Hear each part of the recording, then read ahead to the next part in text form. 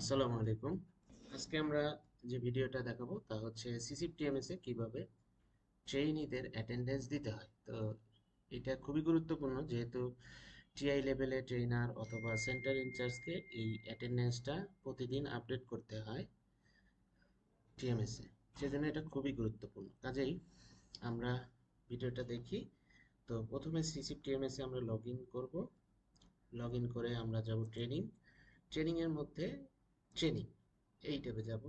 এখানে দেখেন training attendance. তো এখান থেকে আমার যে ব্যাচটায় আমি অ্যাটেন্ডেন্স দেব সেটাকে সিলেক্ট করব। Batch 2 term 1। তো আমি দেখেন এই যেগুলো দেওয়া হয়ে গেছে সেগুলো কিন্তু অলরেডি এখানে আছে, কিভাবে দেওয়া হয়ে গেছে। তো আর যেটা দেয়া হয় নাই, এই যে এটা 31তম দিন, এই অ্যাটেন্ডেন্সটা আমরা দিয়ে দেব। এখানে চাপ দিলে বাই ডিফল্ট সব কিছু চলে আসবে। বাই ডিফল্ট আপনার সব ট্রেনই প্রেজেন্ট দেখাবে।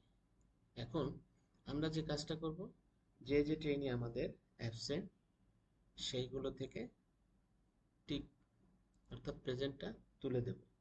তাহলে আমরা অ্যাবসেন্ট ট্রেনই থেকে টিকগুলো তুলে দিই, আমাদের যে যে ট্রেনই অ্যাবসেন্ট। তাহলে 598 এবং লাস্টেরটা, তাহলে আমাদের এটা তুলে দেব। এবং এখানে আরেকটা বিষয় খেয়াল রাখতে হবে যে লিড ট্রেনার যদি চেঞ্জ হয় তাহলে এখান থেকে চেঞ্জ করারও অপশন আছে। অ্যাসোসিয়েট ট্রেনারও কিন্তু এখান থেকে চেঞ্জ হতে পারে। ইভেন যে টাইমটা প্রথমে আমরা সেট করেছি বাই ডিফল্ট ওই টাইমটাই আসবে। আপনি যদি চান এখান থেকে টাইমও চেঞ্জ করে দিতে পারেন।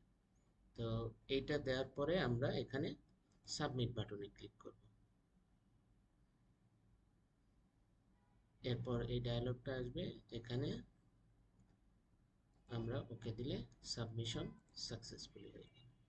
তো এই হচ্ছে আজকে টিএমএস এ আমাদের অ্যাটেন্ডেন্স, কিভাবে ট্রেনে অ্যাটেন্ডেন্স আপলোড করতে পারি এই ভিডিও। আপনাদের সবাইকে ধন্যবাদ।